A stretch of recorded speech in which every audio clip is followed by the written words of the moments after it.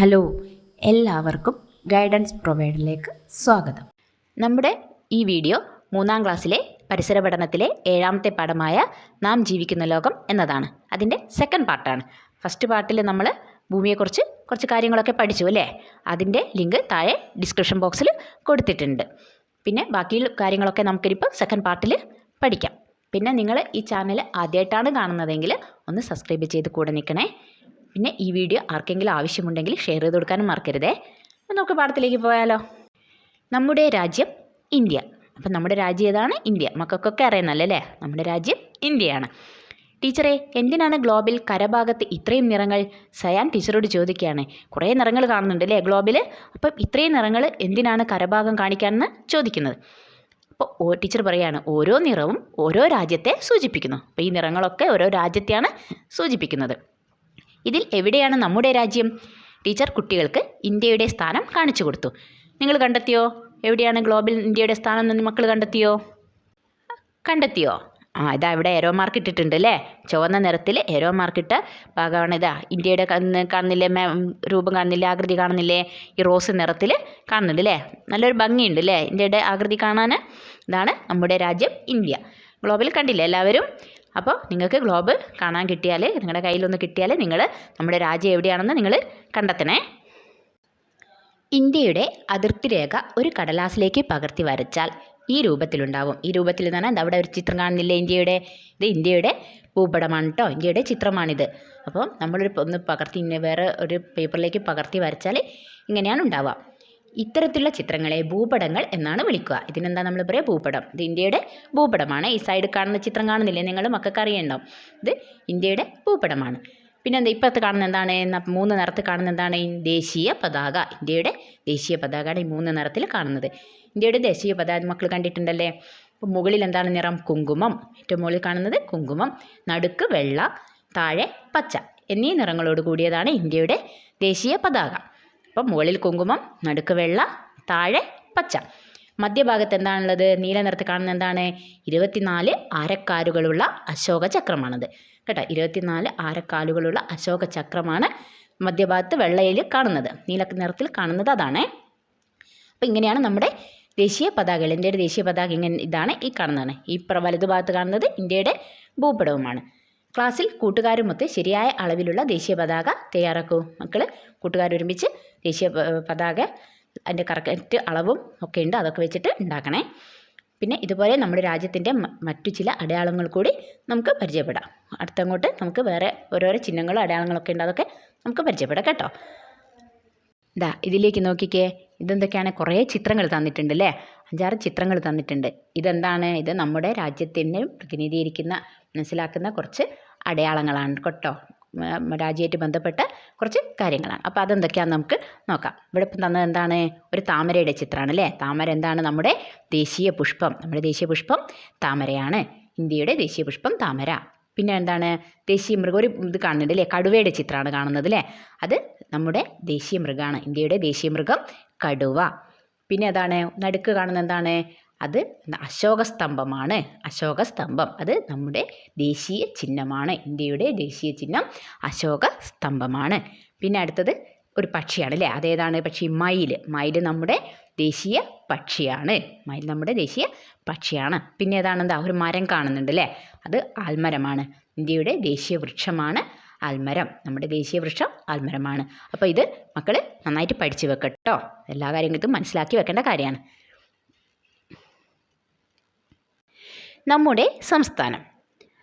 ഇവിടെ തന്നത് എന്താണ്? ഇന്ത്യയുടെ മാപ്പാണ് കേട്ടോ. ഇന്ത്യയുടെ ഒരു രൂപരേഖയാണ് ഇവിടെ സൈഡിൽ തന്ന ചിത്രം. ഇന്ത്യയുടെ മാപ്പാണ്. ഇന്ത്യയെ വിവിധ സംസ്ഥാനങ്ങളായി തിരിച്ചിട്ടുണ്ട്. ഇന്ത്യയിൽ ഒരുപാട് സംസ്ഥാനങ്ങളുണ്ട് കേട്ടോ. എത്ര സംസ്ഥാനങ്ങളുണ്ട് നമുക്കറിയോ? 28 സംസ്ഥാനമുണ്ട് ഇന്ത്യയിൽ. കേരളം ഉൾപ്പെടെ 28 സംസ്ഥാനങ്ങൾ ഇന്ത്യയിലുണ്ട്. ഭാഷയിലും വേഷത്തിലും ജീവിത രീതികളിലും ഓരോ സംസ്ഥാനവും വ്യത്യാസപ്പെട്ടിരിക്കുന്നു. അപ്പം ഓരോ സ്ഥലത്തും വ്യത്യസ്ത ഭാഷകളാണ്, അവരുടെ സംസ്കാരങ്ങൾ വേറെയാണ്, ജീവിത രീതികളൊക്കെ വേറെയാണ് അല്ലേ? കേരളത്തിൻ്റെ രീതിയല്ല തമിഴ്നാടിൻ്റെ രീതിയല്ല കർണാടകയ്ക്കുള്ളത്, എല്ലാം വ്യത്യാസപ്പെട്ട് കിടക്കുന്നുണ്ട്. നമ്മുടെ സംസ്ഥാനം ഏതാണ്? നമ്മുടെ സംസ്ഥാനം മക്കൾക്കറിയോ? കേരളം അല്ലേ? കേരളമാണ് നമ്മുടെ സംസ്ഥാനം. തന്നിരിക്കുന്ന ഇന്ത്യയുടെ ഭൂപടത്തിൽ അവിടെ തന്ന ഇന്ത്യയുടെ ഭൂപടത്തിൽ കേരളത്തിൻ്റെ സ്ഥാനം കണ്ടെത്തൂ. ഈ ഭൂപടത്തിൽ മക്കൾക്ക് കേരളം എവിടെയാണെന്ന് അറിയുമോ? കണ്ടുപിടിക്കാൻ പറ്റുമോ? നോക്കിക്കേ.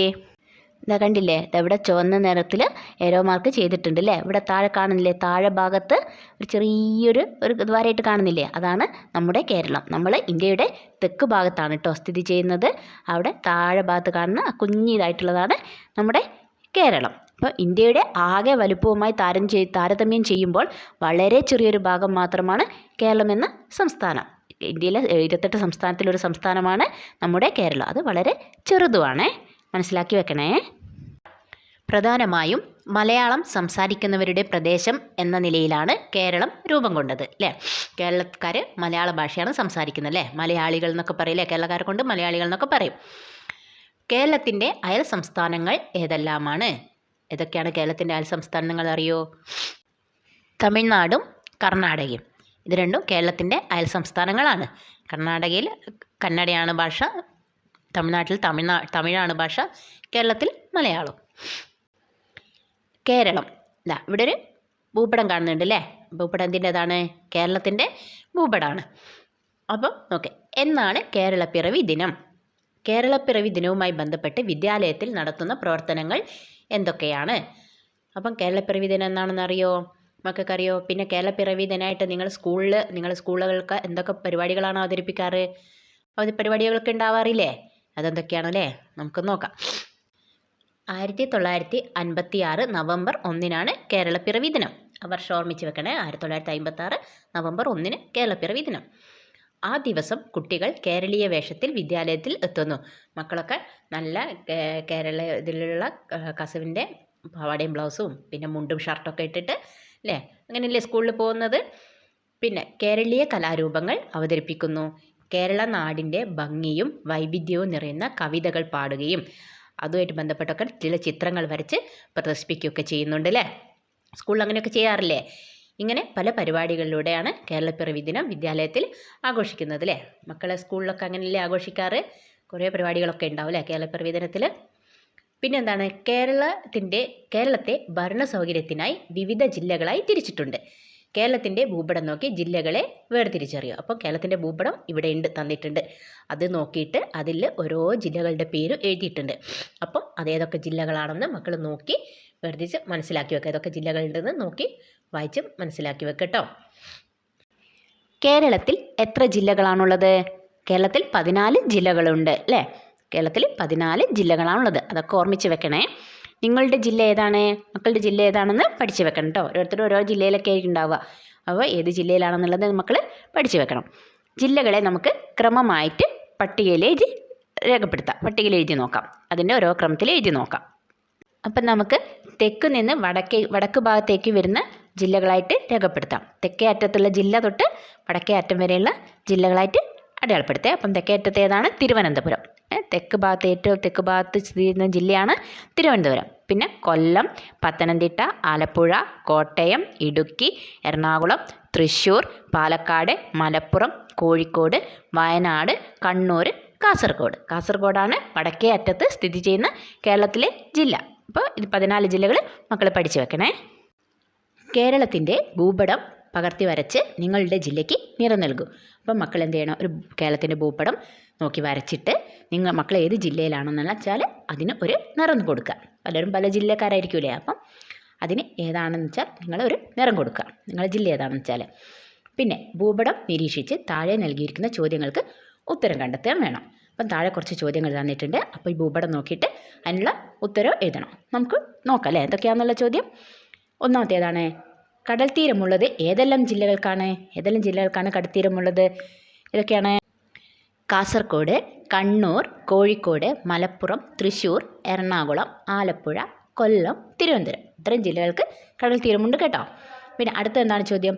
നിങ്ങളുടെ ജില്ലയോട് ചേർന്ന് കിടക്കുന്ന ജില്ലകൾ ഏതൊക്കെയാണ്? അത് മക്കൾ സ്വന്തം എഴുതണം കേട്ടോ. അപ്പോൾ നിങ്ങളുടെ ജില്ല ഏതാണെന്ന് വെച്ചിട്ട് അതിനോട് ചേർന്ന് കിടക്കുന്ന മറ്റ് ജില്ലകൾ ഏതൊക്കെയാണെന്ന് എഴുതുക. അത് നിങ്ങൾ സ്വന്തം എഴുതുക. പിന്നെ എന്താണ്? കേരളത്തിൻ്റെ ഭൂപടം വലുതാക്കി വരച്ച് കട്ടിക്കടലാസിൽ ഒട്ടിക്കുക. ജില്ലകളുടെ അതിർത്തി രേഖകളിലൂടെ കഷ്ണങ്ങളായി മുറിച്ചെടുക്കും. ഇവ കൂട്ടി കലർത്തും. ഇനി ഈ കഷ്ണങ്ങൾ കൂട്ടിച്ചേർത്ത് ഭൂപടം പഴയതുപോലെ ആക്കും. അതൊക്കെ മക്കൾ വീട്ടിൽ നിന്നോ സ്കൂളിൽ നിന്നോ അങ്ങനെ ചെയ്ത് നോക്കാം കേട്ടോ. ഭൂപടത്തിൻ്റെ ഭൂപടം വലുതാക്കി വരച്ചിട്ട് അത് കട്ടി കടലാസിൽ ഒട്ടിച്ചിട്ട് അതിർത്തി രേഖകളിലൂടെ കഷ്ണങ്ങളാക്കി മുറിച്ചിട്ട് അതിങ്ങനെ മിക്സ് ചെയ്താക്കുക. എന്നിട്ട് വീണ്ടും അത് നേരെയാക്കിയിട്ട് ഭൂപടമാക്കി വെക്കുക. ഒക്കെ നിങ്ങൾ ചെയ്യണേ. ഇതെന്താ നമുക്കിവിടെ ചെയ്യാനുള്ളത്? ഇത് പദപ്രശ്നം പൂർത്തിയാക്കാനാണ്. അപ്പോൾ ഈ പദപ്രശ്നം നമുക്ക് പൂർത്തിയാക്കണം. അപ്പം ഇവിടെ ഓരോരോ കള്ളിയിൽ ഓരോരോ നമ്പർ തന്നിട്ടുണ്ട്.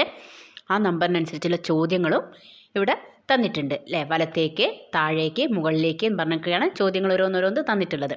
അപ്പോൾ അതിനനുസരിച്ച് അവരെഴുതിയതനുസരിച്ച് നമുക്ക് വലത്തോട്ട് പൂരിപ്പിക്കണം, താഴോട്ട് എഴുതിയിട്ടുള്ളത് പൂരിപ്പിക്കണം, മുകളിലേക്കും പൂരിപ്പിക്കണം. അങ്ങനെ നമുക്ക് ഈ പദപ്രശ്നം പൂർത്തിയാക്കണം. അപ്പം നോക്കാം നമുക്ക് എന്താ ചോദ്യം. ഇത് കേരളത്തിലെ ജില്ലകളുമായിട്ട് ബന്ധപ്പെട്ട ചോദ്യങ്ങളാണ്.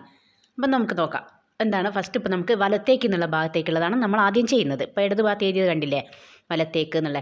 അപ്പോൾ അതാണ് നമ്മൾ ആദ്യം ചെയ്യുന്നത്. അപ്പോൾ രണ്ടാമത്തെ ചോദ്യമാണ് അതിൽ വരുന്നത്. ഏറ്റവും ചെറിയ ജില്ല, കേരളത്തിലെ ഏറ്റവും ചെറിയ ജില്ല ഏതാണെന്നാണ് ചോദിച്ചത്. ഏതാണ്? ഉത്തരം എന്താണ്? ആലപ്പുഴ. കേരളത്തിലെ ഏറ്റവും ചെറിയ ജില്ല ഏതാണ്? ആലപ്പുഴയാണ്. അപ്പം നമുക്കത് എവിടുന്ന് 2 വലത്തേക്ക് എന്നുള്ള ഭാഗത്ത് 2 എന്നുള്ള നമ്പറില്ലേ, അതിന് നമുക്ക് വലത്തോട്ട് എഴുതണം, ആലപ്പുഴ എന്ന് എഴുതണം. പിന്നെ അടുത്ത എന്താണ് ചോദ്യം? മൂന്നാമത്തെ എന്താണ്? കടൽ തീരമുണ്ട് വയനാടും മലപ്പുറവും അയൽ ജില്ലകൾ. അത് ഏതാണ് വരിക? അതിനുത്തരം കോഴിക്കോടാണ്. കോഴിക്കോട്. അപ്പം നമ്മൾ എവിടെ എഴുതണം? മൂന്നാമത്തെ നമ്പർ വരുന്നില്ലേ, അതിന് വലത്തോട്ട് കോഴിക്കോട് എന്ന് എഴുതണം. വലത്ത് ഭാഗത്തോട്ട് നേരെ എഴുതുക കോഴിക്കോട് എന്ന്. പിന്നെ അടുത്ത് നാലാമത്തെ ചോദ്യം. കൊല്ലം ആലപ്പുഴ ജില്ലകളുമായി അതിർത്തിയുണ്ട്. കൊല്ലം ജില്ലയും ആലപ്പുഴ ജില്ലയുമായിട്ട് അതിർത്തിയുള്ള നമ്മുടെ മറ്റൊരു ജില്ല അതേതാണെന്നാണ് ചോദിച്ചത്. അത് പത്തനംതിട്ടയാണ്. ഉത്തരം പത്തനംതിട്ടയാണ്. അപ്പം നാലാമത്തെ കള്ളിയിൽ നമ്മൾ വലത്തോട്ട് പത്തനംതിട്ട എന്ന് എഴുതണം. ഇവിടെ 4 നമ്പറില്ലേ, 4 നമ്പർ ഇട്ട കള്ളിയിൽ വലത്തോട്ട് എഴുതുക, പത്തനംതിട്ട എന്ന് എഴുതുക. പിന്നെ അടുത്ത ചോദ്യം വലത്ത് ഭാഗത്തേക്കുള്ളിൽ 6ാമത്തെ ചോദ്യമാണ് വരുന്നത്. 5ല്ല 6ാമത്തെ ചോദ്യം. തമിഴ്നാടും കർണാടകവുമായി അതിർത്തി പങ്കിടുന്ന കേരളത്തിലെ ഒരു ജില്ല. തമിഴ്നാടും കർണാടകവുമായി അതിർത്തി പങ്കിടുന്ന ഒരു ജില്ല ഏതായിരിക്കും? വയനാടാണ്. വയനാടാണ് തമിഴ്നാടും കർണാടകവുമായിട്ട് അതിർത്തി പങ്കിടുന്ന ഒരു ജില്ല. അത് നമ്മൾ എവിടെ എഴുതണം? 6ാമത്തെ നമ്പർ ഇട്ട കള്ളിയില്ലേ, 6 നമ്പറിലുള്ള ഇട്ട കള്ളിയിൽ വലത്തോട്ട് എഴുതുക, വയനാട് എന്ന് എഴുതുക. അടുത്ത ചോദ്യം ഇതിൽ വരുന്നത് 8ാമത്തെ ചോദ്യമാണ്. ചോദ്യം എന്താണ്? കേരളത്തിൻ്റെ ഒരു അയൽ സംസ്ഥാനം. കേരളത്തിൻ്റെ ഒരു അയൽ സംസ്ഥാനം ഏതാണ്? ഇത് ഇവിടെ കർണാടക എന്നാണ് നമ്മൾ എഴുതേണ്ടത്. 8ാമത്തെ കള്ളിയിൽ 8ാമത്തെ നമ്പർ ഇട്ട കള്ളിയിൽ അവിടുന്ന് നേരെ എഴുതുക കർണാടക എന്ന്. അപ്പം കേരളത്തിന് 2 അയൽ സംസ്ഥാനങ്ങളുണ്ട് കേട്ടോ. അപ്പം ഇവിടെ നമ്മൾ അപ്പുറം ഇപ്പുറം നമ്മളെ നമ്പർ അക്ഷരങ്ങൾ കറക്റ്റായിട്ട് വരുന്നതിനനുസരിച്ചാണ് നമ്മളിപ്പോൾ ഇത് പൂരിപ്പിക്കുന്നത്. അപ്പോൾ ഇവിടെ കർണാടകയാണ് കേരളത്തിന് അയൽ സംസ്ഥാനമായിട്ട് ഇവിടെ യോജിച്ചത് കർണാടകയാണ്. പിന്നെ അടുത്ത ചോദ്യം എന്താണ്? അടുത്ത നമ്മൾ ഏതാണ് ചെയ്യുന്നത്? താഴേക്ക് എന്നുള്ളതാണ് ചെയ്യുന്നത്. താഴേക്ക് എന്നുള്ള ചോദ്യം കാണുന്നില്ലേ, അത് നമുക്ക് നോക്കാം. അപ്പോൾ അതിനുത്തരം നമ്മൾ താഴോട്ടാണ് എഴുതേണ്ടത്. അപ്പോൾ ഒന്നാമത്തെ ചോദ്യം എന്താണ്? മലപ്പുറം തൃശ്ശൂർ ജില്ലകളോട് ചേർന്ന് കിടക്കുന്നു. മലപ്പുറത്തിൻ്റെ തൃശ്ശൂർ ജില്ലകളോടും അടുത്ത് ചേർന്ന് കിടക്കുന്ന ജില്ല ഏതാണെന്ന് ചോദിച്ചത്. ഉത്തരം പാലക്കാടാണ്. മലപ്പുറത്തിൻ്റെ തൃശ്ശൂരിൻ്റെ അടുത്തുള്ള കിടക്കുന്ന ഒരു ജില്ലയാണ് പാലക്കാട്. അതിപ്പോൾ നമ്മൾ 1 എന്നിട്ട നമ്പറിൽ നമ്മൾ താഴേക്ക് എഴുതണം കേട്ടോ. 1 എന്ന് ഇവിടെ കാണുന്നില്ല, ഏറ്റവും മുകളിൽ കാണുന്നില്ല, 1 എന്നുള്ള നമ്പർ ഇട്ട കള്ളി അവിടുന്ന് താഴേക്ക് എന്ത് പാലക്കാട് എന്ന് എഴുതണം. പിന്നെ അടുത്തത് 3ാമത്തെ ചോദ്യം. 3 രണ്ടിടത്തും ചോദിക്കുന്നുണ്ട്, വലത്തോട്ട് എന്നുള്ളതിലും ചോദിക്കുന്നുണ്ട്, താഴേക്ക് എന്നുള്ളതിലും ചോദിക്കുന്നുണ്ട്. അപ്പം 3ാമത്തെ ചോദ്യം എന്താണ്? മറ്റു ജില്ലകളാൽ ചുറ്റപ്പെട്ടതാണ്. മറ്റു ജില്ലകളാൽ ചുറ്റപ്പെട്ട കേരളത്തിലെ ഒരു ജില്ല ഏതാണ്? അത് കോട്ടയാണ് കേട്ടോ. കോട്ടയം എന്നുള്ളത് നമ്മൾ 3ാമത്തെ കള്ളിയിൽ എഴുതണം. 3ാമത്തെ കള്ളിയിൽ താഴേക്ക് എഴുതണം കോട്ടയം എന്നുള്ളത്. നമ്മൾ നേരത്തെ കോഴിക്കോട് എന്നുള്ളതിൻ്റെ എന്നുള്ളത് 3ാമത്തെ കള്ളിയിൽ എഴുതിയതാണല്ലേ, അവിടുന്ന് താഴേക്ക് കോട്ടയം എന്നുള്ള ബാക്കി അക്ഷരങ്ങൾ നമ്മൾ താഴോട്ട് എഴുതുക. കോട്ടയത്തിന് എന്താണ് ഒരു അയൽ സംസ്ഥാനം ആയിട്ട് അതിർത്തി പങ്കിടുന്നില്ല, പിന്നെ കടലുമില്ല, ഒന്നുമില്ല. അപ്പം അതിന് നമ്മളെ കേരളത്തിലെ എന്താണ് മറ്റ് ജില്ലകളാണ് അതിർത്തിയായിട്ട് നിൽക്കുന്നത്.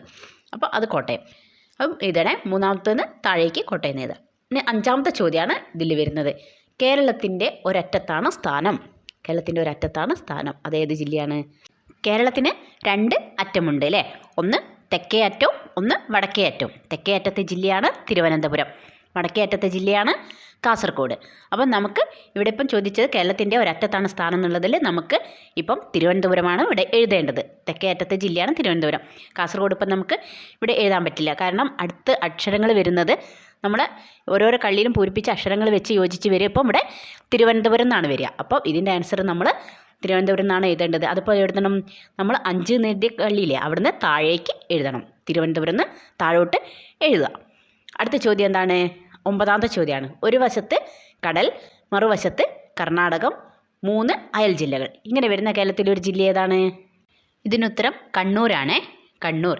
അപ്പം അതിന് എന്താണ്? ഒരു വശത്ത് കടലാണ്, മറുവശത്ത് കർണാടകത്തിൻ്റെ അതിർത്തിയാണ്, പിന്നെ 3 അയൽ ജില്ലകൾ അതിർത്തിയായിട്ട് നിൽക്കുന്നുണ്ട്. അപ്പം കണ്ണൂർ എന്നുള്ളത് നമ്മൾ 9 നിട്ട കള്ളിയിൽ എവിടെ താഴേക്ക് എഴുതുക. കണ്ണൂരിന് ഉത്തരം എഴുതുക. ഇനി നമുക്ക് ചെയ്യാനുള്ളത് മുകളിലേക്ക് എന്നുള്ളത് ആ ഭാഗത്താണ് പദപ്രശ്നം പൂർത്തിയാക്കേണ്ടത്. അപ്പം മുകളിലേക്ക് എന്നുള്ളതിൽ 7ാമത്തെ ചോദ്യമാണ് വരുന്നത്. ചോദ്യം എന്താണ്? കേരളത്തിൻ്റെ ഒരു അയൽ സംസ്ഥാനം. നമ്മൾ നേരത്തെ ഒന്ന് ചോദിച്ചിട്ടുണ്ട് അല്ലേ, കേരളത്തിൻ്റെ ഒരു അയൽ സംസ്ഥാനം. നമ്മൾ അതിന് കർണാടക എന്ന് ഉത്തരം എഴുതിയിട്ടുണ്ട്. അപ്പോൾ വേറൊരു അയൽ സംസ്ഥാനം കൂടിയുണ്ട്. അതേതാണ്? അതിനുത്തരം തമിഴ്നാടാണ്. കേരളത്തിന് 2 അയൽ സംസ്ഥാനമുള്ളത്, ഒന്ന് കർണാടക, ഒന്ന് തമിഴ്നാട്. അപ്പം ഇവിടുന്ന് 7 എന്നുള്ള നമ്പറിട്ട കള്ളിയിൽ നമ്മൾ മുകളിലേക്ക് എഴുതണം, തമിഴ്നാട് എന്ന് എഴുതണം. പിന്നെ അടുത്ത ചോദ്യം എന്താണ്? 10ാമത്തതാണ് ചോദ്യം വരുന്നത്. മലപ്പുറവും പാലക്കാടും തൊട്ടടുത്ത ജില്ലകൾ. മലപ്പുറവും പാലക്കാടും തൊട്ടടുത്ത ജില്ല വരുന്ന കേരളത്തിലെ വേറൊരു ജില്ലയാണ് ചോദിച്ചത്. ഏതാണത്? ഉത്തരം തൃശ്ശൂരാണ്. തൃശ്ശൂർ. അപ്പം തൃശ്ശൂർ എന്നുള്ളത് നമ്മൾ 10ാമത്തെ നമ്പറിട്ട കള്ളിയിൽ 10 നമ്പറിട്ട കള്ളിയിൽ മുകളിലേക്ക് എഴുതുക, തൃശ്ശൂർ എന്ന് എഴുതുക. പിന്നെ അടുത്തെന്താണ് ചോദ്യം? ലാസ്റ്റ് ചോദ്യമാണ്, 11ാമത്തെ ചോദ്യം. കേരളത്തോട് ചേർന്നുള്ള കടൽ. കേരളത്തിനോട് അടുത്ത കടൽ, കേരളത്തിന് അടുപ്പിച്ച് കൂടെ നിൽക്കുന്ന കടലിൻ്റെ പേരാ ചോദിച്ചത്. ഏതാണത്? ഉത്തരം അറബിക്കടലാണ്. അറബിക്കടൽ. കേരളത്തോട് ചേർന്ന് കിടക്കുന്ന കടലാണ് അറബിക്കടൽ. അത് നമ്മൾ 11 നമ്പറിട്ട കള്ളിയിൽ മുകളിലേക്ക് എഴുതുക, അറബിക്കടലിന് ഓരോരോ അക്ഷരങ്ങളായിട്ട് എഴുതുക. അപ്പം നമ്മളെ പദപ്രശ്നം ഇങ്ങനെയാണ് കേട്ടോ. ഇത് ഇങ്ങനെ കഴിഞ്ഞു. അപ്പം ഇത് മക്കൾ നന്നായിട്ട് ഭംഗിയിൽ വൃത്തിയിലൊക്കെ എഴുതുക. അപ്പോൾ ഇതൊക്കെ നമ്മൾ പഠിക്കുകയും വേണം കേട്ടോ. ഈ ചോദ്യങ്ങൾ, കേരളത്തിലെ ജില്ലകളെ പറ്റിയുള്ള കുറേ ചോദ്യങ്ങളാണിത്. ഇതൊക്കെ നന്നായിട്ട് പഠിക്കുകയും ചെയ്യുക കേട്ടോ. ഇപ്പോൾ നമ്മൾ ചെയ്തില്ലേ, അതുപോലെ നിങ്ങൾ കൂടുതൽ ചോദ്യങ്ങൾ നിർമ്മിച്ച് കൂട്ടുകാരുമായി ചോദ്യോത്തരപ്പായിട്ട് ഒക്കെ സംഘടിപ്പിക്കണം കേട്ടോ. പിന്നെ നിങ്ങളുടെ ജില്ലയെക്കുറിച്ച് താഴെ കാണുന്ന വിവരങ്ങൾ ഉൾപ്പെടുത്തിയൊരു പട്ടിക തയ്യാറാക്കണം കേട്ടോ. ഇതെവിടെ കണ്ടില്ലേ, ഒരു പട്ടിക പോലെ കാണുന്നില്ലേ, അതുപോലെ നിങ്ങൾ അതിന് എൻ്റെ ജില്ല, ആസ്ഥാനം എന്നൊക്കെ എഴുതിയിട്ട് അത് പൂരിപ്പിക്കണം. അതിൻ്റെ അകത്ത് എന്തൊക്കെ എഴുതണം? നിങ്ങളുടെ വിനോദസഞ്ചാര കേന്ദ്രങ്ങൾ ഉണ്ടോ നിങ്ങളുടെ ജില്ലയിൽ, പിന്നെ നിങ്ങളുടെ ജില്ലയുടെ അയൽ ജില്ലകൾ ഏതൊക്കെയാണ്, പിന്നെ ജില്ലയിൽ കടൽ തീരമുണ്ടോ, പിന്നെ അയൽ സംസ്ഥാനങ്ങളായിട്ട് അതിർത്തി പങ്കിടുന്നുണ്ടോ എന്നുള്ള കാര്യങ്ങളൊക്കെ നിങ്ങൾ അതിൽ പട്ടികയിൽ എഴുതി പൂർത്തിയാക്കണേ. കേരളത്തിൻ്റെ ഭൂപ്രകൃതി. ഇവിടെ തന്ന ചിത്രം എന്താണ്? കേരളത്തിൻ്റെ ഭൂപടമാണ് കേട്ടോ. ഇത് കേരളത്തിൻ്റെ ഭൂപടമാണ്. അപ്പോൾ ഇതിൽ 3 നിറത്തിലാണ് കൊടുത്തിരിക്കുന്നത് അല്ലേ. ഒന്ന് പച്ച നിറത്തിൽ, ഒന്ന് നീല നിറത്തിൽ, ഒന്ന് മഞ്ഞ നിറത്തിൽ. അപ്പം പച്ച നിറത്തിൽ രേഖപ്പെടുത്തിയ എന്താണ്? മലനാട്, മലകൾ നിറഞ്ഞ പ്രദേശം അല്ലേ. മലകൾ നിറഞ്ഞ പ്രദേശം മക്കൾ കണ്ടിട്ടുണ്ടോ? അതാണ് മലനാട്. അതാണ് പച്ച നിറത്തിൽ രേഖപ്പെടുത്തിയത്. പിന്നെ നീല നിറത്തിലുള്ളത് ഇടനാട്. പിന്നെ 3ാമത്തത് എന്താണ്? മഞ്ഞ നിറത്തിൽ രേഖപ്പെടുത്തിയ എന്താണ്? തീരപ്രദേശം. തീരപ്രദേശം എന്നാൽ കടൽ തീരത്തിനടുത്ത് കിടക്കുന്ന പ്രദേശങ്ങൾ. ഇതിന് രണ്ടിനിടയിലുള്ളതാണ് ഇടനാട്, നീല നിറത്തിൽ രേഖപ്പെടുത്തിയത്. അപ്പം കേരളത്തിലെ എല്ലാ പ്രദേശങ്ങളും ഒരുപോലെയാണോ? അല്ലല്ലേ. നമ്മളിപ്പം പറഞ്ഞു അല്ല. പ്രധാനമായും 3 തരത്തിലുള്ള പ്രദേശങ്ങളാണ് കേരളത്തിലുള്ളത്. കടലിനോട് ചേർന്നുള്ള പ്രദേശത്തെ തീരപ്രദേശമെന്നും മലയോട് ചേർന്നുള്ള പ്രദേശത്തെ മലനാടെന്നും വിളിക്കാം. ഇവയ്ക്കിടയിലുള്ള പ്രദേശത്തെ ഇടനാടെന്നും വിശേഷിപ്പിക്കുന്നു. അപ്പം മലകൾ നിറഞ്ഞ പ്രദേശം എന്താണ്? മലനാടും കടൽ തീരത്തിനോടടുത്തുള്ള പ്രദേശത്തെ തീരദേശമെന്നും പിന്നെ ഇവയ്ക്ക് രണ്ടിനിടയിൽ കിടക്കുന്ന പ്രദേശത്തെ ഇടനാടെന്നാണ് വിളിക്കുന്നത്. ഇവിടെ 2 ചിത്രം തന്നിട്ടുണ്ട് അല്ലേ. ഇതിൽ ആദ്യത്തെ ചിത്രം അത് എന്ത് കൃഷിയാണ്? ഏത് പ്രദേശത്താണ് ഈ കൃഷി ചെയ്യുന്നത് അറിയുമോ? ഇത് തേയില കൃഷിയാണ്. തേയില കൃഷി ഏത് നാട്ടിലാണ് ചെയ്യുക? മലനാട്ടിലല്ലേ. മലനാട്ടിലാണ് തേയില കൃഷി ചെയ്യുന്നത്. പിന്നെ എല്ലായിടത്തും ഒരേ തരം വിളകളായിരിക്കുമോ കൃഷി ചെയ്യുന്നത്? എന്താണ് നിങ്ങളുടെ അഭിപ്രായം? എല്ലായിടത്തും ഒരേ തരം വിളകളായിരിക്കുമോ കൃഷി ചെയ്യുക? ആയിരിക്കില്ല അല്ലേ, വ്യത്യാസമുണ്ട്. അല്ല, ഓരോ പ്രദേശത്തിനും അനുയോജ്യമായ വിളകളാണ് ഓരോ സ്ഥലത്തും കൃഷി ചെയ്യുന്നത്. ഓരോ സ്ഥലത്തിനും പറ്റുന്നതേ നമുക്ക് ചെയ്യാൻ പറ്റുള്ളൂ. അല്ലാണ്ട് എല്ലായിടത്തും എല്ലാ വിളകളും ചെയ്യാൻ പറ്റില്ല. പിന്നെ ചിത്രത്തിലെ തൊഴിൽ ഏതാണ്? ഇവിടെ വേറൊരു ചിത്രം തന്നിട്ടുണ്ട് അല്ലേ, രണ്ടാമതൊരു ചിത്രം തന്നിട്ടുണ്ട്. ആ തൊഴിൽ ഏതാണ്? കൂടുതൽ പേർ ഈ തൊഴിൽ ചെയ്യുന്നത് ഏത് പ്രദേശത്തായിരിക്കും? അതേതാണ്? ഇത് മീൻപിടുത്തമാണ് അല്ലേ, മീൻ പിടിക്കലാണ് ഇത് കാണുന്നത്. അപ്പോൾ ഇത് തീരപ്രദേശത്തുള്ളവരാണ് ഈ തൊഴിൽ കൂടുതൽ ചെയ്യുന്നത്.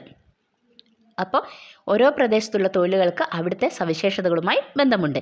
ചില തൊഴിലുകൾ എല്ലാ പ്രദേശത്തും ഉള്ളവയാണ്, എന്നാൽ ചിലത് തീരപ്രദേശത്ത് മാത്രമേ ചെയ്യാൻ പറ്റുള്ളൂ. മലനാട്ടിലും ഇടനാട്ടിലും മാത്രമുള്ള തൊഴിലുകളുമുണ്ട്. അപ്പോൾ നമ്മളിപ്പം കണ്ടുല്ലേ, മലനാട്ടിലെ തേയില കൃഷി, കാപ്പി കൃഷി, റബ്ബറൊക്കെ മലനാട്ടിൽ ചെയ്യുന്നുണ്ട്. പിന്നെ തീരപ്രദേശത്ത് മീൻ പിടിക്കുന്നത് തീരപ്രദേശത്തുള്ളവരുടെ തൊഴിലാണ്. അവിടെയാണത് കൂടുതൽ ചെയ്യുക, അവിടെയാണത് ചെയ്യുക. പിന്നെ ഇടനാട്ടിൽ നെൽകൃഷിയുണ്ട്. അപ്പോൾ ഇങ്ങനെ ഓരോ നാടിൻ്റെ സവിശേഷതകളായിട്ട് ബന്ധപ്പെട്ട കൃഷികളാണ് ഇവിടെ ഇപ്പം ചെയ്യുന്നത്. അതുമായിട്ട് ബന്ധപ്പെട്ട തൊഴിലുകളാണ് ഓരോരുത്തരും ചെയ്യുന്നത്. അപ്പോൾ നിങ്ങളുടെ പ്രദേശത്തിൻ്റെ സവിശേഷതകളുമായി ബന്ധപ്പെട്ട് എന്തെങ്കിലും തൊഴിലുകളുണ്ടെങ്കിൽ മക്കളത് കണ്ടെത്തി എഴുതണേ. നീണ്ട കടൽത്തീരം, വലുതും ചെറുതുമായ നദികൾ, നിരവധി കായലുകൾ, വിശാലമായ കൃഷിയിടങ്ങൾ, പലതരം കാടുകളും മലനിരകളും പുൽമേടുകളും, ഇങ്ങനെ ഒരുപാട് കാര്യങ്ങൾ നിറഞ്ഞതാണ് നമ്മുടെ സുന്ദരമായ നാട്, നമ്മുടെ ഈ കൊച്ചു കേരളം. വിലയിരുത്താം. അപ്പോൾ ഒന്നാമത്തെ ചോദ്യം നോക്കാം. ശരിയായത് വട്ടത്തിലാക്കൂ. ഇവിടെ കുറച്ച് ചോദ്യങ്ങൾ തന്നിട്ടുണ്ട്, അതിനൊക്കെ കുറച്ച് ഉത്തരങ്ങളും തന്നിട്ടുണ്ട് അല്ലേ. അപ്പോൾ ഈ ഉത്തരത്തിൽ ശരിയായത് ഏതാണെന്ന് നമ്മൾ തിരഞ്ഞെടുത്ത് വട്ടത്തിലാക്കണം. അപ്പോൾ ഒന്നാമത്തെ ഏതാണ്? നമ്മുടെ ദേശീയ മൃഗം. ഇവിടെ തന്ന എന്തൊക്കെയാണ്? ആനയുണ്ട്, കടുവയുണ്ട്, സിംഹമുണ്ട്. അപ്പോൾ നമ്മുടെ ദേശീയ മൃഗം ഏതാണ്? ശരിയായത് ഏതാണ് നമ്മൾ വട്ടത്തിലാക്കേണ്ടത്? ഉത്തരം കടുവയാണ് അല്ലേ. നമ്മൾ പഠിച്ചതാണ്, കടുവയാണ് നമ്മുടെ ദേശീയ മൃഗം. അതിനെ നമുക്ക് വട്ടത്തിലാക്കണം. രണ്ടാമത്തെ അടുത്ത ഏതാണ്? ഗ്ലോബിൽ കടൽ ഭാഗം ചിത്രീകരിക്കാൻ ഉപയോഗിക്കുന്ന നിറം. ഇതും നമ്മൾ പഠിച്ചതാണ്. ഇവിടെ തന്ന ഇതൊക്കെയാണ്? നീലയുണ്ട്, പച്ചയുണ്ട്, മഞ്ഞയുണ്ട്. ഏതാണ് മക്കൾക്ക് ഓർമ്മയുണ്ടോ? ഏത് നിറമായിരുന്നു നമ്മൾ കടൽ ഭാഗം കടൽ ഭാഗം കാണിക്കാൻ വേണ്ടി ഉപയോഗിച്ചത് ഗ്ലോബിൽ? നീല അല്ലേ, നീല നിറമാണേ. അടുത്തത് കടലിനോട് ചേർന്നുള്ള പ്രദേശം. മലനാട്, ഇടനാട്, തീരപ്രദേശം. ഇതിലേതാണ് കടലിനോട് ചേർന്നുള്ളത്? തീരപ്രദേശം അല്ലേ. തീരപ്രദേശമാണ് നമ്മൾ വട്ടമിടേണ്ടത്. കടലിനോട് ചേർന്നുള്ള പ്രദേശമാണ് തീരപ്രദേശം. ഇനി രണ്ടാമത്തെ നോക്കാം. ശരിയോ തെറ്റോ? അപ്പോൾ കുറച്ച് ചോദ്യങ്ങൾ തന്നിട്ടുണ്ട്. അതിൽ ശരിയുള്ളതിന് ശരി മാർക്കും തെറ്റുള്ളതിന് തെറ്റ് മാർക്കും അടയാളപ്പെടുത്തണം നമുക്ക്. അപ്പോൾ ഒന്നാമത്തെ ചോദ്യം ഏതാ നോക്കാം. ഭൂമിയോട് ഏറ്റവും അടുത്ത നക്ഷത്രമാണ് സൂര്യൻ. അത് ശരിയോ തെറ്റോ? അത് ശരിയാണ്. ഭൂമിയോട് ഏറ്റവും അടുത്ത നക്ഷത്രം തന്നെയാണ് സൂര്യൻ. ഇനി രണ്ടാമത്തേത്, നമ്മുടെ തലയ്ക്ക് മുകളിൽ മാത്രമാണോ ആകാശമുള്ളത്? നമ്മുടെ തലയ്ക്ക് മുകളിൽ മാത്രമാണോ?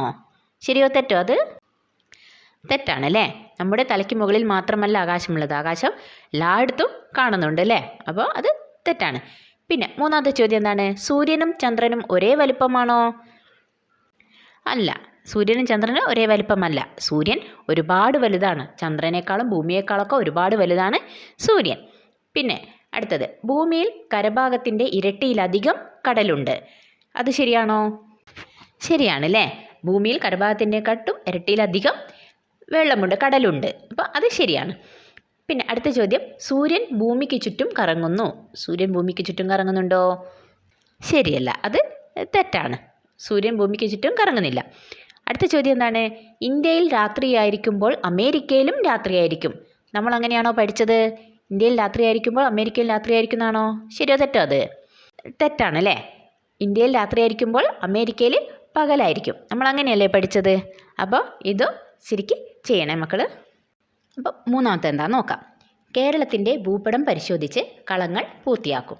അപ്പം കേരളത്തിൻ്റെ ജില്ലകളെ പറ്റിയാണ് തന്നത്. അപ്പം ഈ കളങ്ങൾ നമ്മൾ പൂർത്തിയാക്കണം. ഇതോരോ ചോദ്യം ഓരോന്നോരോന്നായിട്ട് തന്നിട്ടുണ്ട്. അതെന്തൊക്കെയാണെന്ന് നമ്മൾ പൂരിപ്പിച്ച് എഴുതണം. അപ്പോൾ ഒന്നാമത്തെ എന്താണ്? കടൽ തീരമുള്ളവ. കടൽ തീരമുള്ള കേരളത്തിലെ ജില്ലകൾ ഏതൊക്കെയാണെന്ന് ചോദിച്ചത്. ഇതൊക്കെയാണ്: കാസർഗോഡ്, കണ്ണൂർ, കോഴിക്കോട്, മലപ്പുറം, തൃശ്ശൂർ, എറണാകുളം, ആലപ്പുഴ, കൊല്ലം, തിരുവനന്തപുരം. ഇതൊക്കെയാണ് കേരളത്തിലെ കടൽ തീരമുള്ള ജില്ലകൾ. അടുത്ത ചോദ്യം എന്താണ്? തമിഴ്നാടുമായി അതിർത്തി പങ്കിടുന്നവ. ഏതൊക്കെ ജില്ലകളാണ് തമിഴ്നാടുമായിട്ട് അതിർത്തി പങ്കിടുന്നതാണ് നോക്കുന്നത്. വയനാട്, മലപ്പുറം, പാലക്കാട്, തൃശ്ശൂർ, ഇടുക്കി, പത്തനംതിട്ട, കൊല്ലം, തിരുവനന്തപുരം. ഇത്രയും ജില്ലകൾ തമിഴ്നാടുമായിട്ട് അതിർത്തി പങ്കിടുന്നുണ്ട്. പിന്നെ അടുത്ത ചോദ്യം എന്താണ്? കർണാടകയുമായി അതിർത്തി പങ്കിടുന്നവ ഏതൊക്കെയാണ്? അപ്പം കേരളത്തിൻ്റെ അടുത്ത സംസ്ഥാനങ്ങളാണ് തമിഴ്നാടും കർണാടകയും. അപ്പം അതിൽ കർണാടകയുമായി അതിർത്തി പങ്കിടുന്ന നമ്മുടെ കേരളത്തിലെ ജില്ലകൾ ഏതൊക്കെയാണെന്നാണ് ചോദിച്ചത്. കാസർഗോഡ്, കണ്ണൂർ, വയനാട് ഇവയൊക്കെയാണ്. അടുത്ത ചോദ്യം എന്താണ്? കടൽ തീരമില്ലാത്തതും അയൽ സംസ്ഥാനവുമായി അതിർത്തി പങ്കിടാത്തതുമായ കേരളത്തിലെ ജില്ല. ഇത് കടൽ തീരവും ഇല്ല, അയൽ സംസ്ഥാനങ്ങളുമായിട്ട് അതിർത്തി പങ്കിടുന്നുമില്ല. എല്ലാം ചുറ്റും കേരളത്തിലെ ജില്ലകൾ മാത്രമാണുള്ളത്. അടുത്ത വേറെ ജില്ലകൾ മാത്രമാണുള്ളത്. അതേതാണെന്നാണ് ചോദിച്ചത്. ഏതാണ്? കോട്ടയം മാത്രമാണ് ഉള്ളത്. അങ്ങനെയുള്ളത്. അപ്പം ഇതൊക്കെ മനസ്സിലായില്ലേ? ഇതൊക്കെ നിങ്ങൾ വൃത്തിയിൽ എഴുതണേ. അപ്പോൾ നമുക്ക് നാലാമത്തെ ചോദ്യം എന്താണെന്ന് നോക്കാം. വിവിധ തൊഴിലുകൾക്ക് നേരെയായി നൽകിയിട്ടുള്ള കളങ്ങൾക്ക് സൂചന അനുസരിച്ച് നിറം നൽകും. അപ്പോൾ ഇവിടെ 3 നിറം തന്നിട്ടുണ്ട് അല്ലേ, ഒന്ന് നീല, ഒന്ന് ചുവപ്പ്, ഒന്ന് ലൈം കളറാണ്. അപ്പം താഴെ നൽകിയിരിക്കുന്ന ജോലികൾക്കനുസരിച്ച് നമ്മൾ അതേതൊക്കെ പ്രദേശത്താണ് ചെയ്യാൻ പറ്റുന്നതിനനുസരിച്ച് ആ പ്രദേശത്തിന് നൽകിയിട്ടുള്ള നിറങ്ങൾ നമ്മൾ കൊടുക്കണം. അപ്പം എന്താ നീല നിറം എന്തിനാണ് കൊടുത്തത്? തീരപ്രദേശത്ത് ചെയ്യാൻ പറ്റുന്ന ജോലികൾക്ക്. പിന്നെ ചുവപ്പ് മലനാട്ടിൽ ഇടനാട്ടിലും ചെയ്യാൻ പറ്റുന്ന തൊഴിലുകൾക്ക്. പിന്നെ എല്ലാ പ്രദേശത്തും ചെയ്യാൻ പറ്റുന്ന തൊഴിലുകൾക്ക് നമ്മൾ ലൈം കളർ കൊടുക്കണം. അപ്പോൾ ഇങ്ങനെയാണുള്ളത്. അപ്പം നമുക്ക് നോക്കാം ഏതൊക്കെ തൊഴിലുകളാണെന്ന് നോക്കാം. ആദ്യത്തെ എന്താണ്? കന്നുകാലി വളർത്തൽ. കന്നുകാലി വളർത്തൽ നമ്മൾ എവിടെയൊക്കെ ചെയ്യാൻ പറ്റും? കന്നുകാലി വളർത്തൽ നമുക്ക് എല്ലായിടത്തും ചെയ്യാൻ പറ്റുന്ന ജോലിയാണല്ലേ. എല്ലാ പ്രദേശത്തും കന്നുകാലികൾ വളർത്തൽ ഉണ്ടാവും. അപ്പോൾ അതിന് നമുക്ക് ലൈം കളർ കൊടുക്കാം. കണ്ടില്ല, ലൈം കളർ കൊടുക്കാം. ഇനി അടുത്തത് കടലിൽ നിന്നുള്ള മീൻപിടുത്തം. അതെവിടെയാണ് പറ്റുള്ളൂ? അതിന് ഏത് നിറം നമ്മൾ കൊടുക്കുക? അത് കടൽ തീരമുള്ള സ്ഥലത്തു നിന്നല്ലേ മീൻ പിടിക്കാൻ പറ്റുള്ളൂ അല്ലേ. അപ്പോൾ തീരപ്രദേശത്ത് ചെയ്യുന്ന ജോലിയാണ് മീൻപിടുത്തം. കടലിൽ നിന്നുള്ള മീൻപിടുത്തം തീരപ്രദേശത്താണ് ചെയ്യുക. അപ്പം നമുക്കതിന് നീല നിറം കൊടുക്കാം. അടുത്തത് പച്ചക്കറി കൃഷി. അതെവിടെയാണ് ചെയ്യുന്നത്? പച്ചക്കറി കൃഷി നമുക്ക് എല്ലായിടത്തും ചെയ്യാൻ പറ്റും അല്ലേ.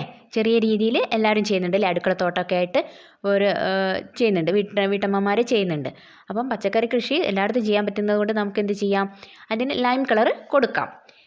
ഒരുപാട് വലിയ രീതിയിലല്ലെങ്കിലും ചെറിയ രീതിയിലൊക്കെ എല്ലാവർക്കും ചെയ്യാൻ പറ്റും. അപ്പോൾ അതിന് നമുക്ക് ലൈം കളർ കൊടുക്കാം. അടുത്തത് എന്താ ചോദ്യം? ഏലകൃഷി അല്ലേ. ഏലകൃഷി എവിടെയാണ് നമുക്ക് ചെയ്യാൻ പറ്റുക? ഏലകൃഷി മലനാട്ടിലും ഇടനാട്ടിലൊക്കെയാണ് ചെയ്യുന്നത്. അപ്പോൾ അതിനും നമുക്ക് ചുവന്ന നിറം കൊടുക്കാം. അടുത്തത് കാപ്പിക്കൃഷി. അതെവിടെയാണ് ചെയ്യുക? അതും മലനാട്ടിലും ഇടനാട്ടിലൊക്കെയാണ് കാപ്പിക്കൃഷി ചെയ്യുന്നത്. അതിന് നമുക്ക് ചുവന്ന നിറം കൊടുക്കാം. അടുത്തത് കച്ചവടം. അതെവിടെയാണ്? കച്ചവടം എല്ലായിടത്തും ചെയ്യുന്ന ജോലിയാണ് അല്ലേ. അപ്പോൾ അതിന് നമുക്ക് ലൈം കളർ കൊടുക്കാം. പിന്നെ അടുത്തത് റബ്ബർ കൃഷി. റബ്ബർ കൃഷി എവിടെയാണ് ചെയ്യുന്നത്? മലനാട്ടിലും ഇടനാട്ടിലാണ് ചെയ്യുന്നത്. അപ്പം നമുക്കതിന് ചുവന്ന നിറം കൊടുക്കാം. പിന്നെ അടുത്ത വസ്ത്രം തയ്ക്കൽ, തുന്നുന്നില്ല, നമ്മൾ തുണിയൊക്കെ തുന്നുന്നില്ലേ, അതെവിടെയൊക്കെയാണ് ചെയ്യുന്നതെന്ന് ചോദിച്ചത്. അത് എല്ലായിടത്തും ചെയ്യും അല്ലേ. വസ്ത്രം എല്ലാവരും തയ്ക്കൂലേ അല്ലേ. അപ്പോൾ എല്ലായിടത്തുള്ള ആൾക്കാരും ചെയ്യുന്നൊരു ജോലിയാണ് വസ്ത്രം തയ്ക്കൽ. അപ്പം നമുക്കതിന് ലൈം കളർ കൊടുക്കാം. അപ്പം ഇങ്ങനെ മക്കൾ എഴുതിയിട്ട് എല്ലാത്തിനും അതിനനുസരിച്ചുള്ള കളറ് കൊടുക്കുക. വൃത്തിയിൽ ചെയ്യണേ. തുടർ പ്രവർത്തനങ്ങൾ. അപ്പം കുറച്ച് തുടർ പ്രവർത്തനങ്ങളുണ്ട്, അത് മക്കൾ ഇത് ചെയ്ത് നോക്കണം കേട്ടോ. ഇതൊക്കെ ഏതാ?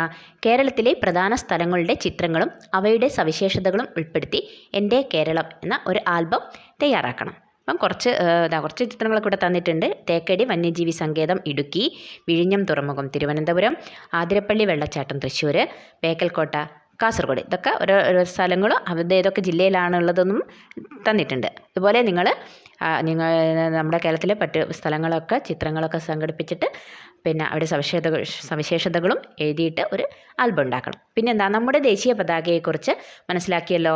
വിവിധ രാജ്യങ്ങളുടെ ദേശീയ പതാകകളുടെ ചിത്രങ്ങൾ വരച്ച് ആൽബം തയ്യാറാക്കുക. അപ്പോൾ അങ്ങനെ അതും മക്കൾ ചെയ്യണം. ആൽബമൊക്കെ തയ്യാറാക്കി നോക്കണം കേട്ടോ. നമ്മുടെ ഈ പാഠത്തിൻ്റെ നാം ജീവിക്കുന്ന ലോകം എന്ന പാഠത്തിൻ്റെ സെക്കൻഡ് പാർട്ട് ഇവിടെ കഴിഞ്ഞു. പിന്നെ മക്കൾക്കൊക്കെ എല്ലാം മനസ്സിലായിട്ടുണ്ടാവില്ലേ. നമ്മുടെ ഭൂമിയെക്കുറിച്ചും നമ്മുടെ ഇന്ത്യ രാജ്യത്തെപ്പറ്റിയും കേരളത്തെപ്പറ്റിയൊക്കെ കുറേ കാര്യങ്ങൾ നമ്മൾ ഇതിൽ പഠിച്ചു. പാർട്ട് 1ഉം പാർട്ട് 2 ആയിട്ട് പഠിച്ചു. അപ്പോൾ ഇതൊക്കെ നന്നായിട്ടൊന്ന് ചെയ്യാനുള്ള വർക്കുകളൊക്കെ വീട്ടിലിരുന്ന് നല്ലതായിട്ട് ചെയ്ത് നോക്കുക കേട്ടോ. പിന്നെ നിങ്ങൾ ഈ ചാനൽ ആദ്യമായിട്ടാണ് കാണുന്നതെങ്കിൽ ഒന്ന് സബ്സ്ക്രൈബ് ചെയ്യണേ. പിന്നെ നിങ്ങളുടെ കൂട്ടുകാർക്കോ ആർക്കെങ്കിലും ഈ വീഡിയോ ആവശ്യമുണ്ടെങ്കിൽ ഷെയർ ചെയ്ത് കൊടുക്കാൻ വേണേ. അപ്പോൾ നമുക്ക് അടുത്ത പാഠമായിട്ട് കാണാം.